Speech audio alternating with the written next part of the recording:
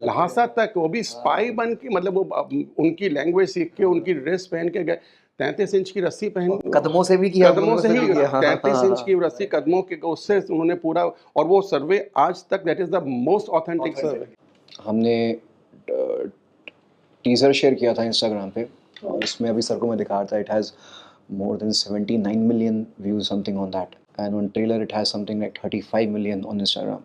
आप देखिए ना, चोलाज 500 साल का राज था उनका, मुगल से कितना था, 200 साल, 250 साल। तो आप 250 साल के लिए आप 10 चैप्टर लिख रहे हो, चोलाज के लिए एक नहीं लिख रहे हो, या लिख रहे हो तो बड़ी मुश्किल से 2, वो भी किसी किसी पर्टिकुलर प्रांत में लिख रहे हो।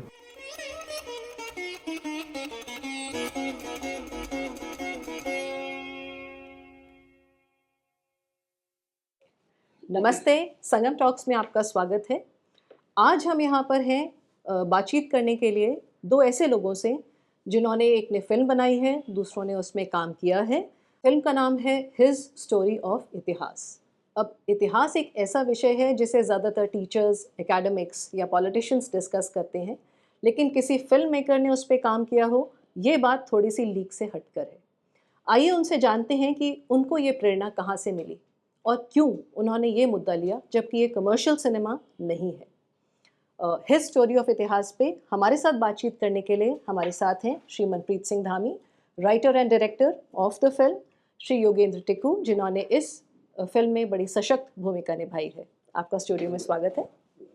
तो हिज स्टोरी ऑफ इतिहास, तो सबसे पहले ये नाम ही बड़ा क्यूरियोसिटी जनरेट करता है कि आपने कैसे सोचा। एक्चुअली बड़ी इंटरेस्टिंग सी बात है ये। हमारे पास नाम पहले कोई था नहीं। There was a English name जो था दस इट हैपेंड, जो इतिहास का एक्चुअल इंग्लिश को होता है, बट वो किसी को समझ में नहीं आ रहा था। तो हमारे एक प्रोडक्शन वाले लड़के ने बोला कि हिस्ट्री ऑफ इतिहास कुछ ऐसा कर सकते हैं। मैंने कहा हाँ यार, and he is not even suppose to, मतलब ये सब करना। बट जैसे हम लोग की बहुत छोटी टीम होती है, हम सब एक दूसरे से डिस्कस कर रहे होते हैं, तो आइडिया कहीं से भी आ जाते हैं। कभी योगेंद्र सर ने भी आइडिया दे दिया, इन्होंने भी आइडिया दे दिया। तो मेरा जो एनवायरनमेंट मेरे साथ में रखता हूँ, वैसा रखता हूँ कि कोई भी आइडिया आपके पास है तो मुझसे आके वो शेयर किया जाए, इससे कोई दिक्कत नहीं है। वो I am very selfish when it comes to ideas, कि आइडियाज़ अच्छे हो तो कहीं से भी हो तो मैं उसको ले लूँ। वो प्रोडक्शन वाले बंदे से आया और मैं उठा लिया वो आइडिया, और वहाँ से फिर मैंने उसको बोला हिस्ट्री को चलो हिज स्टोरी कर देते हैं, क्योंकि लोगों को ये पता लगेगा कि हिस्ट्री जो वर्ड है वो हिज स्टोरी से आया है वो, तो हिज स्टोरी ऑफ इतिहास हो गया। तो वो थोड़ा सा वर्ड प्ले भी किया और इंटरेस्टिंग करने के लिए ये टॉपिक। तो वो किसकी स्टोरी है? बेसिकली ये स्टोरी कॉम्बिनेशन ऑफ 3-4 पीपल है।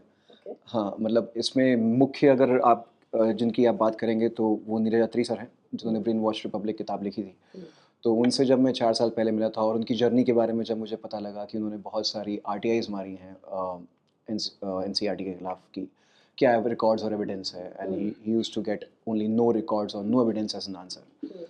तो वो उनका कॉम्बिनेशन, फिर मेरी 4 साल की अपनी जर्नी क्या रही, ठीक है, तो और फिर 1-2 और कैरेक्टर उनकी जर्नी क्या रही। तो जो भी फिल्म में जो है वो कहीं ना कहीं reflection of the real people ऐसा है।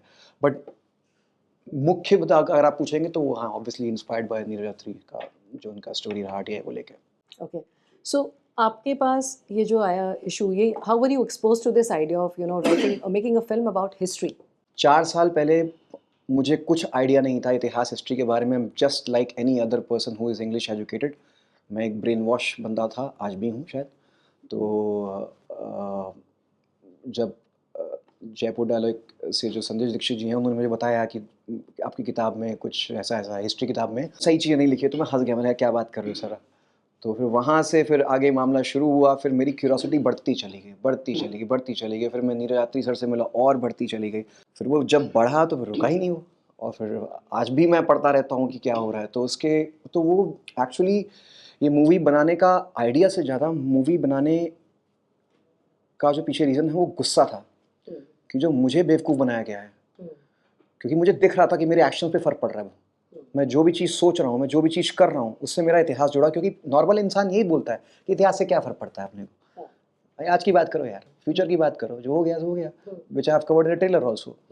तो मैं उसी चेन ऑफ थॉट से मैं चला था। लेकिन जब मुझे पता लगा नहीं, इतनी सारी चीज़ें जो मैं कर रहा हूँ ज़िंदगी में वो इतिहास से जुड़ी हुई हैं, जो पढ़ते हुए आ रहा हूँ। भले मैं स्टूडेंट अच्छा इतिहास कर रहा हूँ ना रहा हूँ, डजेंट मैटर, बट कुछ चीज़ें रह जाती हैं. The person that you are. Yeah, the person that I am. So can you give us a concrete example? क्या चीज़ आपको लगी विशेष जैसे अपने आप को आप देख पाते हैं कि which is connected or comes from your study of history? Lot of first start with Vasco da Gama discovered India. मतलब मैं कहाँ खोया हुआ था, कौन मुझे घूम आ रहा था, मतलब ढूंढने आ रहा था. That was like it's such a demeaning statement. Yes. तो वो है. और उसका मुगल ओवर ग्लोरिफिकेशन था ही, क्योंकि हमारे सिख गुरु ने इतना बलिदान दिया उसके बारे में तो कुछ था ही बहुत ही कम लिखा हुआ था. और I don't know if you know that कि 1998 या 99 की हिस्ट्री बुक्स में गुरु तेग बहादुर को डकैत दिखाया गया था. तो all these things actually kind of angered me. ठीक है, तो ये सारा चीज़ गुस्से से आया है, आइडिया से सच नहीं आया है. और ये भी मोटिवेशन से आया है कि मैं जो झेला मेरी आने वाली जनरेशन ना वो झेले. तो मेरा सारा गुस्सा, motivation, idea, whatever you say, it is only to do with कि जो मेरे साथ हुआ वो आने वाले लोग ना झेलें. That's the main motivation behind doing all this thing. Okay. जी.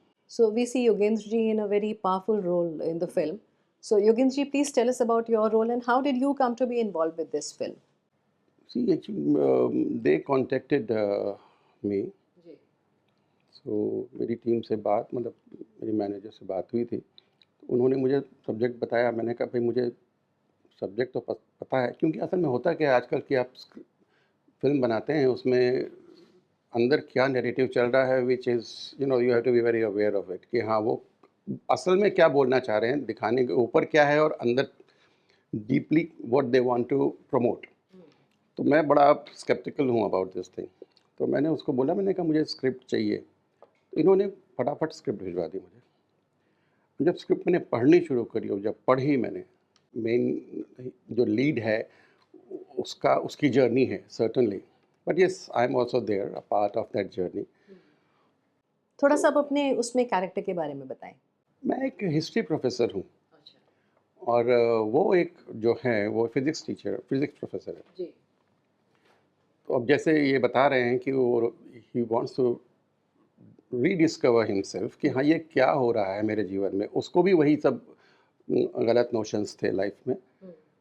अब जब उसको इंटरेस्ट होता है तो उनके पाथ मेरे से टकराते हैं और फिर मैं उनको थोड़ा थोड़ा गाइड करता हूँ. पर इसमें एक बहुत इम्पॉर्टेंट लाइन है जो कि मैं चाहूँगा कि सारे जो देखने वाले हैं, जो थिएटर में आएंगे या जो बच्चे देखेंगे या जो आज का यूथ देखेगा, कि आपको अपना सत्य खुद जानना पड़ता है.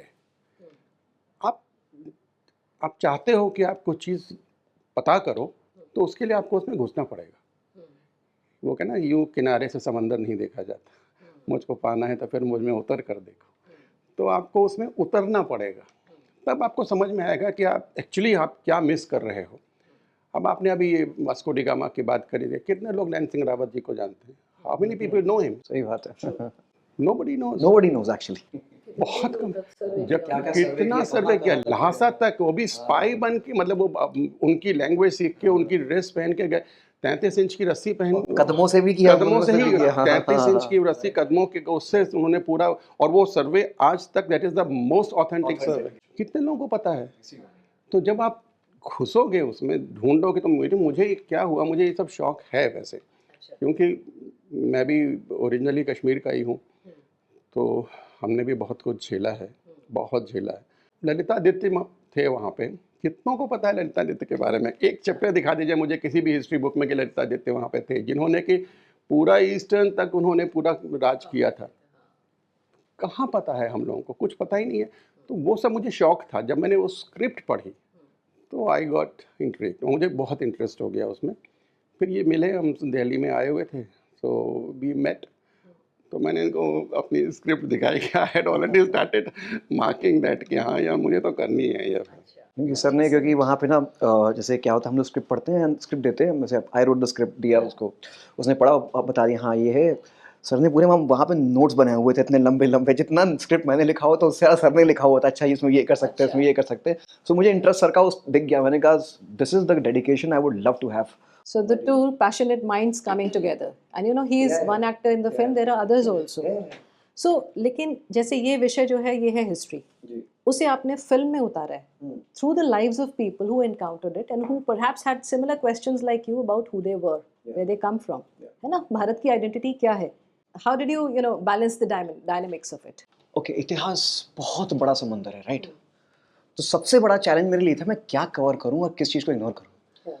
और क्या है कि सब स्टेट के अपने अपने सिलेबस हैं, तो कुछ कुछ डिफरेंसेस भी हैं। तो और मैं आईसीएसई से हूं और कुछ सीबीएसई से थे। तो सबसे बड़ा चैलेंज था कि मुझे वैसे टॉपिक्स को चूज़ करना जो यूनिफॉर्मली एक सार सब सिलेबस को कवर करे। For example Mughal were great, over glorification, वो सब जगह है, इररिस्पेक्टिव ऑफ कहीं भी चले जाइए आप। फिर उसके बाद वास्को ड गामा का भी मोर और लेस था ही। तो ऐसे बहुत सारे थे। तो इन सब चीज़ों का क्या हुआ, तो हमारा सबसे बड़ा मेन था हम किसको पकड़ें, किस चीज़ को छोड़ें। And it is such an academic thing. मैं इतना पढ़ने लिखने वाला आदमी नहीं हूँ, मतलब I like reading but I don't love reading that I have to get into books. तो वो जब हमने शुरू किया तो देखा मेरे पास समुंदर पड़ा हुआ है, मैं कहाँ जाऊँ मैं। तो उसमें से फिर मैं और मेरी टीम लोग बैठे कि यार ये करेंगे, इस चीज़ को यूज़ करेंगे, इस चीज़ को यूज़ नहीं करेंगे। तो जो कॉमन थे सारे सिलेबस में उन चीज़ों को मैंने यूज़ किया। और सबसे बड़ा चैलेंज वही था। और क्या होता है कि किसी भी इस तरह की मूवी का बनना सिर्फ प्रीची बन जाता है ना। वो प्रीचीपन एक मॉरलिस्टिक टोन जैसे आ जाती है ना। Really boring. ठीक है, मतलब ये शायद पहले चलता होगा, अब तो मतलब मुझे लगता है कि अगर मुझे नई जनरेशन को टैप करना है तो मुझे प्रीचिंग से ज़्यादा उनको अच्छे तरीके से एक बहुत इंटरेस्टिंग तरीके से दिखाना पड़ेगा और कनेक्ट करना है उनको। तो वो प्रीची बनने का इसका मूवी का बहुत आराम से एक वो हो सकता था। तो वो हमने उसको मतलब बहुत चेक किया।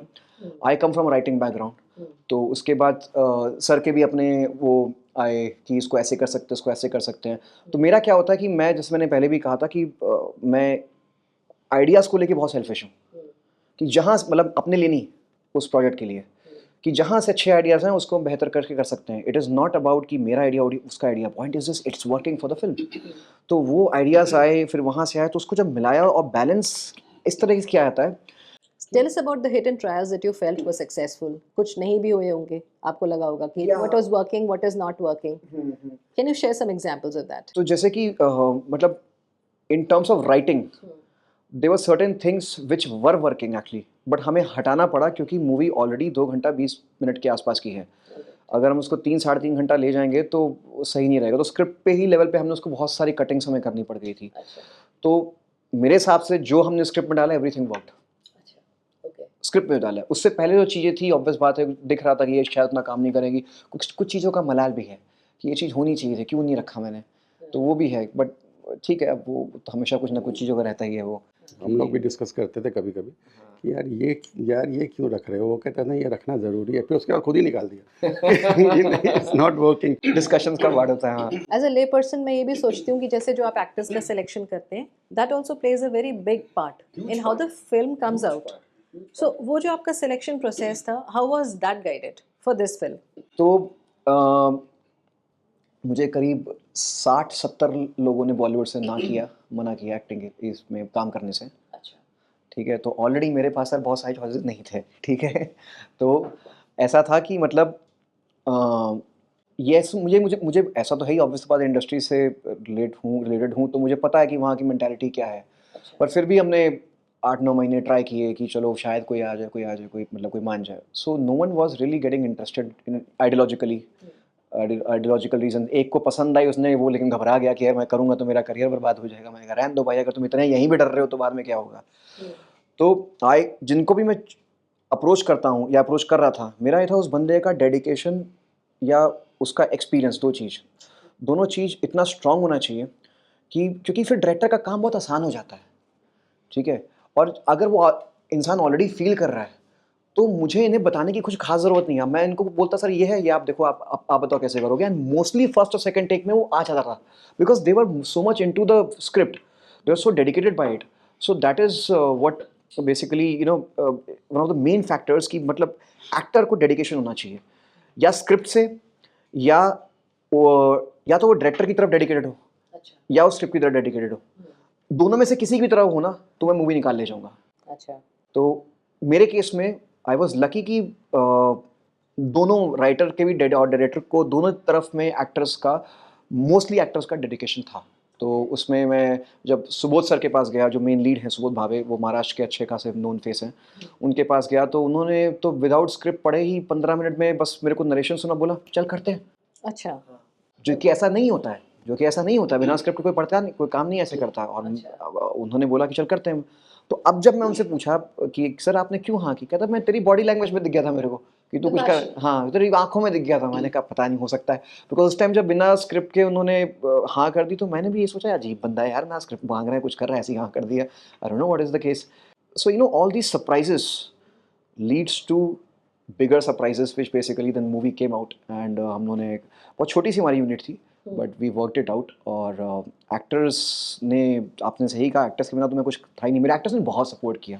थिंग इज कि when you are making a tight budget film, मैं आपको एक बहुत मतलब ऑल सेड एंड डन, फिल्म में पैसे तो लगते हैं, फिल्म में मेहनत तो लगती है। इन्होंने जो इसमें मतलब खपाया है सब कुछ, मतलब अपनी energy, money, whatever, time, whatever, सोच, तो हम लोग अगर इनके साथ नहीं रहेंगे ऑन दैट सेम पेज, तो ये वो ज़माना नहीं है हम कि ये हम लोग पहले वाले ज़माने की तरह शूट करते हैं कि हाँ जी हमको टाइम नहीं वेस्ट करना है, हमको इतने समय में ये सीन करने हैं, हमको ऐसे करना। तो उसके लिए एक्टर्स वैसे होने चाहिए जो कि बिल्कुल तैयार हों। आप वहाँ पे पहुँचें और पहुँच के वो फट से, एक बार कोई बहुत बड़े डायरेक्टर थे मुझसे नैरोबी में मिले थे, तो मैंने उनसे पूछा, वो मैंने कहा इंडिया आ रहा हूँ मैं, तो फिल्म में आप काम करेंगे? तो उनका पता है क्या जवाब था? उन्होंने कहा कि घंटे के हिसाब से हमको एक्टर चाहिए होते हैं आजकल। उस ज़माने में बहुत सारी शिफ्ट्स चलती थी ना, कौन से ज़माने की बात करें सर? 89 की। Been working since then. मुझे 50 साल से ऊपर हो गया काम करते। सो एनीवे, और उन्होंने कहा घंटे के हिसाब से काम करते हैं टिक्कू हम लोग वहाँ पे। तो अभी क्या है कि if the actor is not ready, तो आपको यूनिट वाले अंदर ही अंदर उनको कोफ तो नहीं छूट लगती, यार क्या करा, टाइम हमारा वेस्ट कर रहा है, उनको दूसरी जगह जाना है, उनको ऐसे करना। तो हम लोग इस फिल्म में particularly when you are connecting actors, so they have to be connected with the script. उनको और मुझे, आप इनसे पूछिए, मैं कभी भी मॉनिटर नहीं देखता हूँ, कभी भी नहीं देखता हूँ, क्योंकि मेरा पूरा फेथ इनके ऊपर है। This is his, as I told you कि हिज आत्मा, हम तो हाथ पैर दिल दिमाग हैं, ये आत्मा है फिल्म की। तो मैंने इसके ऊपर सब कुछ छोड़ा हुआ है। जैसा वो बोलेगा, हाँ सर करना है तो एक और कर लेंगे, सर इसको ऐसे करना है तो कर लो, वरना, और फॉर्चुनेटली ऐसा बहुत कम हुआ कि हाँ कि करना पड़ेगा। राइट। सो फिल्म मेकिंग जो है ये, उसमें बहुत सारा, it takes up a lot of money also. So how did you finance this film, if that's the right question to ask you? नहीं, आई एक्चुअली मैं बहुत लोगों के पास गया इस फिल्म के फाइनेंस के लिए, मेरे को नहीं मिला कहीं से। तो फिर मैंने, I use my own money, या so because this a huge risk which I took. पर अगेन मैं लोग कहते हैं कि वो सिर्फ ना पंजाब में कहते हैं ना, खेत बेच के गाने बनाते हैं। हमने शायद कुछ बेच के मूवी बना रही है। तो अभी अभी आप जो सेंटेंस है ना, वो कह रहे हैं राइटर, डायरेक्टर एंड प्रोड्यूसर हो। Absolutely. So it's the motivation which was there, and luckily some certain things happened. I was able to get some certain things done, and वो हो गया। But सबसे बड़ी बात क्या थी कि I know how to reduce the cost of the film because मेरा ठीक ठाक experience इसमें है। On the ground, I know. This is not your first film, है ना? Is it? This is not my first film. All right. First film was बुलबुले, जो कि प्रॉपरली रिलीज नहीं हुई थी, ये प्रॉपर रिलीज हो रही है, तो मतलब टेक्निकली आप कह सकते हैं शायद यही पहली फिल्म है। बट मेरा वैसे बहुत, मेरा म्यूजिक का बैकग्राउंड एक्चुअली, अच्छा। So you're a multifaceted person. I am a singer song writer basically. अच्छा। तो या, तो मेरा ये है कि हाँ, तो वो सब एक्सपीरियंस काम आ गया इसमें। तो बहुत सी चीज़ें हमने वो किया है, मतलब ऐसे कर सका मैं, तो मुझे पता था कि मैं कर सकूँगा चीज़ों को, because I know how to bring. और मैं मल्टी फैसेटेड एक्चुअली, वो it's not a talent which I have, that's a मजबूरी आई हैव। तो इसलिए कुछ भी चीज़ काम करना, चले मैं कर लूँगा, चले मैं कर लूँगा, मैं कर लूँगा, मैं कर लूँगा, मैं कर लूँगा। सो उससे, और मेरे ख्याल से मोटिवेशन होता है तो आदमी फिर कुछ भी कर जाता है, ऐसा मुझे लगता है। That's true. आपका ट्रेलर मैंने देखा, I really loved the film. But what are the responses of other viewers on the trailers? So just to share with you, like हमने टीज़र शेयर किया था इंस्टाग्राम पे, और इसमें अभी सर को मैं दिखा रहा था, it has more than 79 million views, something on that. अच्छा And on trailer it has something like 35 million on Instagram. अच्छा Yeah, और बेसिकली इंस्टाग्राम पे बहुत चैटर है इसके बारे में. अच्छा आई एम मतलब skeptical, but I am also kind of ठीक है कि हाँ ठीक बुरा नहीं है. So that's Why you skeptical of chatter on Instagram? no skeptical means like see chatter on Instagram and going to theater and watching the film, there's two different things altogether. It has to translate into the audience. convert. Viewership also. It has to convert. So for that to happen, क्या होता है कि ये सब chatter अगर वहीं पे रुक गया तो कोई फायदा नहीं है. But at the same time I am happy क्योंकि बात हो रही है यही मेरे लिए, क्योंकि यही तो मैं चाह रहा था मैं कि प्रोवोक होगा ये, ठीक है. और अभी जब 30th में को जब रिलीज होगी तो मतलब अभी ये सब ग्राउंड बिल्ड हो रहा है, उसके बाद वहाँ पे जब लोग देखने जाएंगे तो आई एम श्योर कि काफ़ी बातें और भी होंगी इसके बारे में. How are you planning to release the film in all big theaters, all cities? What is the plan for release? तो हम लोग का करीब ऑल इंडिया हम स्टार्ट 100 थिएटर से कर रहे हैं और बड़ी बड़ी सिटीज़ में, और जैसे जैसे हमारा बढ़ता जाएगा बस तो फिर हम उसको एक्सपैंड करते जाएंगे. Okay. So do you see this as a standalone project या आपका एम है कि इसी तरह के मुद्दों पे आप और फिल्म भी बनाएं? एक ये ऐसा मुद्दा है जहाँ पे पर्सनली मुझे बहुत हिट किया. All right. मतलब बाकी भी ऑब्वियसली बाकी मूवीज में भी पर्सनली मेरा एक एलिमेंट इन्वॉल्व रहता है, बट इसमें मतलब बहुत ज़्यादा डेडिकेशन आ गया. 4 years.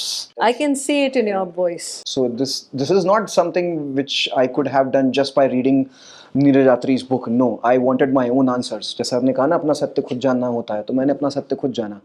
तो कहीं और नीरज यात्री सर ने गाइड भी बहुत अच्छी जगह किया, कहीं जगह मैं उनसे डिसएग्री भी करता हूँ, but at the same time उन्होंने फिर बोला कि ठीक है ये तुम्हारा एक व्यू है, but the good part is I was guided well. तो इसलिए मैं वो कर पाया और मैं ये बना पाया, और बहुत क्लैरिटी थी मुझे जब मैं बनाने के लिए गया था. अच्छा. तो वो क्लैरिटी बहुत मैटर करती है. मनप्रीत, क्या आपने अभी की भी हिस्ट्री टेक्स्ट बुक्स देखी हैं एनसीईआरटी की? मैम जितना मैंने न्यूज़ में सुना है कि उसमें सुल्तान्स और मुगल्स को हटा दिया गया है, जो मुझे लगता है वो सही नहीं है. Okay, why? उनको रखना इसलिए ज़रूरी है ताकि जो उनकी बर्बरता है कम से कम उसके बारे में बच्चों को पता तो लगे. कि जैसे हम कहते हैं कि इतिहास से जब हम सीखेंगे नहीं तो फिर हम आगे सेम मिस्टेक करते रहेंगे. तो हमें सीखने के लिए वो चीज़ें हमें चाहे इतिहास के डार्क चैप्टर्स भी पता होने चाहिए. तो सुल्तान्स और मुगल्स का होना बहुत ज़रूरी है.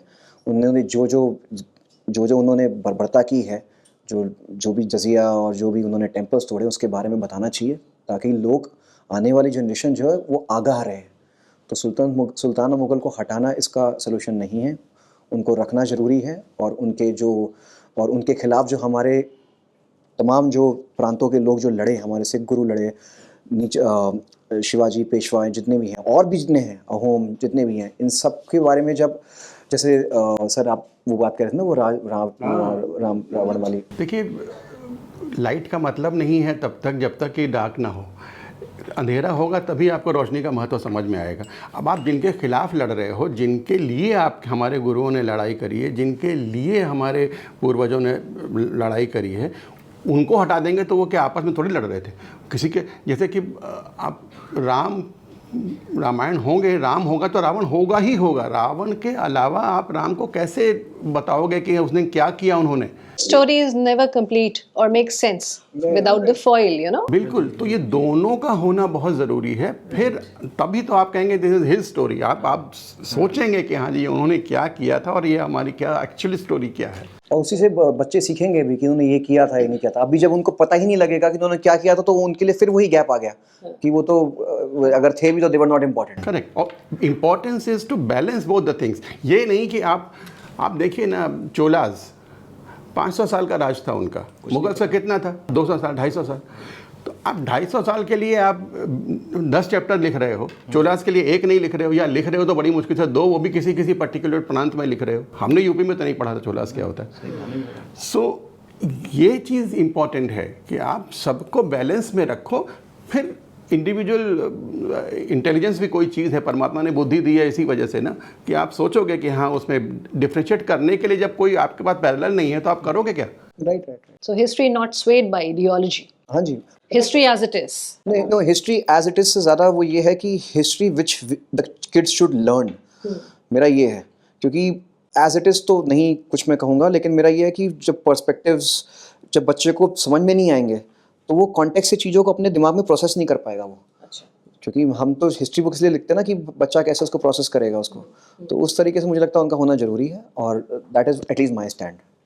So, Manpreet ji, this is a sensitive issue and it's a much talked about issue in the current scenario, you know, in the society as well as politics.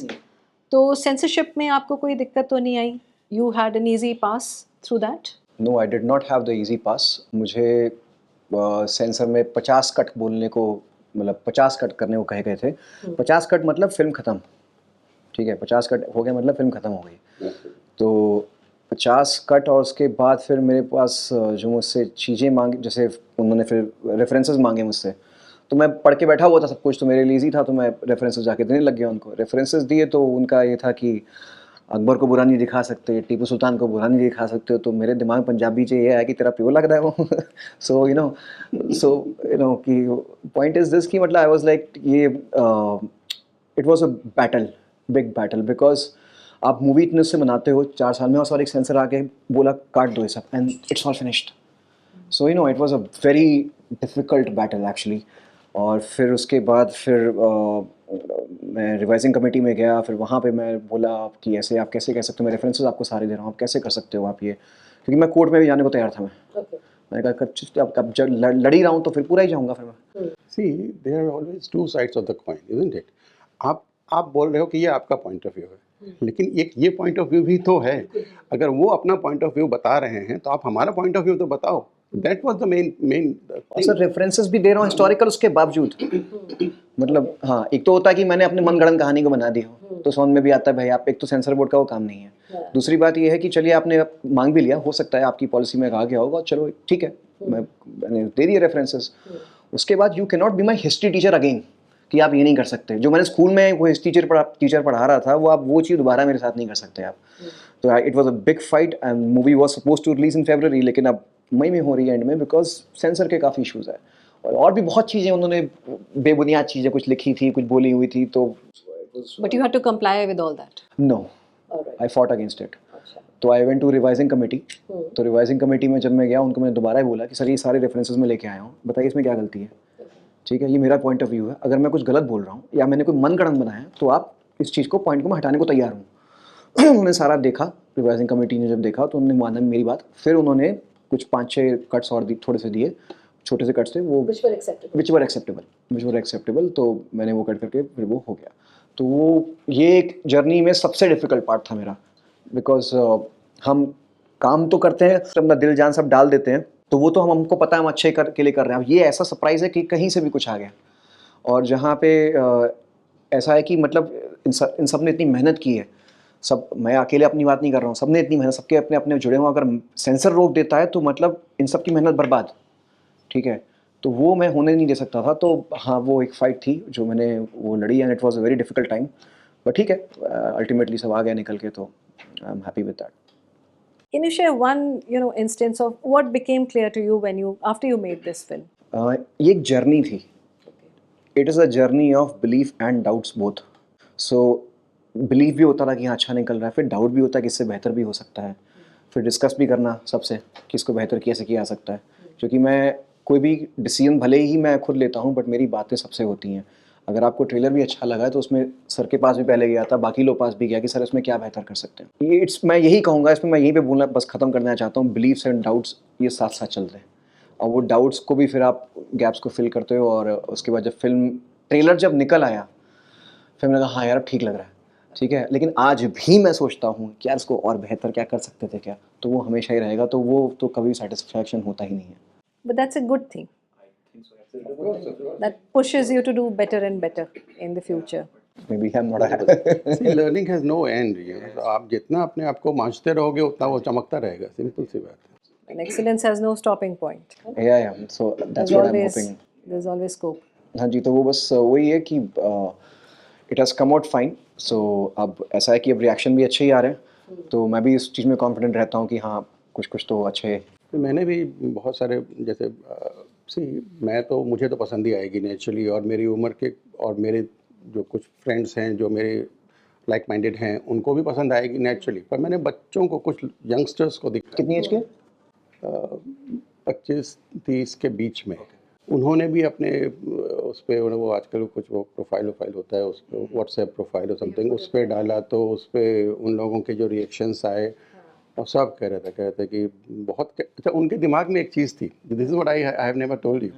उनके दिमाग में ये था कि डॉक्यूमेंट्री टाइप होगी कुछ समथिंग, हाँ actually, क्योंकि इतना ड्राई सब वैसा सब्जेक्ट है ना, ड्राई तो नहीं कहूँगा, इट्स एक्चुअली वेरी वेट लेकिन वो लोगों के दिमाग में वो ड्राइनेस है तो वो उसको ड्राई समझते हैं कि यार इसमें क्यों घुसना। बड़ा एकेडमिक सा सब्जेक्ट लगता है ना ये सबके। सबके दिमाग में ये था कि बड़े डॉक्यूमेंट्री टाइप की होगी, but when they saw the trailer it hit them, और सब ने मुझे बोला, कहा कि अंकल ये तो मतलब ये तो लग ही नहीं रहा कि ये कोई डॉक्यूमेंट्री है, it's looking like a film proper, सबकी एक्टिंग सबका सब कुछ उनको अच्छा लग रहा था।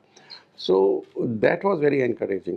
सो ठीक है, अच्छा है, बस अब सबसे यही रिक्वेस्ट है कि सब लोग वहाँ जाएं और देखें ये थिएटर में जाके देखें और एंजॉय करें the thing and learn, go out being more knowledgeable, simple सी बात है। सही बात है। Manpreet, if there is a message that you want to leave for our viewers?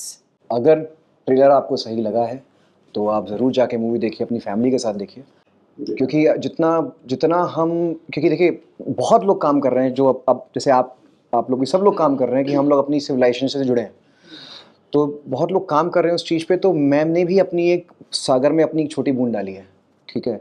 मैं चाहता हूँ उस बूंद का भी कंजम्पशन हो और उससे भी अगर थोड़ा सा भी कुछ लोगों की ज़िंदगी या सोच में कुछ अगर कुछ बदलाव आ जाता है तो मैं उसके लिए बहुत खुश रहूँगा। और मैं चाहता हूँ फैमिली से अपने बच्चों के साथ, क्योंकि ये फैमिली फिल्म है, जाके देख सकते हैं आप। एंड मेरी बस यही गुजारिश है कि अगर आपको ट्रेलर पसंद है तभी, बिकॉज मैं हमेशा एक चीज़ कहता हूँ, अगर मेरा काम अच्छा नहीं है, चाहे मैं जो भी आइडियोलॉजी का हूँ, आपको मेरा काम नहीं देखना चाहिए। बट ये मैं बहुत स्ट्रांग हूँ इस चीज़ को लेकर। अगर काम ठीक लगे तभी आप जाइए, नहीं काम ठीक लगे तो आप मत जाना। बट अगर काम ठीक लगे तो मेक श्योर करेगा आप 100 लोग को लेके आइए। इन्होंने जो बात बोली ना, हमने बूंद डाली है सागर में, बस हम चाहते यही है कि व्यूवर्स सीपी का मुंह खोल के बैठें ताकि वो मोती बन जाए बस। Right, right. So it was wonderful talking to you, Manpreet, Yogendra ji. Thank you for being with us. Trailer का लिंक हमारे इस वीडियो के नीचे शेयर हो जाएगा। आप जाकर ज़्यादा से ज़्यादा लोग इस फिल्म को देखें। Try and understand the history of this great country. Be a part of this huge movement जो कि हमारे पूरे देश में आज चल रहा है, जहाँ पर बच्चों के हार्ट्स एंड माइंड्स दोनों ही जाग चुके हैं। Thank you for being with us. नमस्ते। जय हिंद, जय भारत।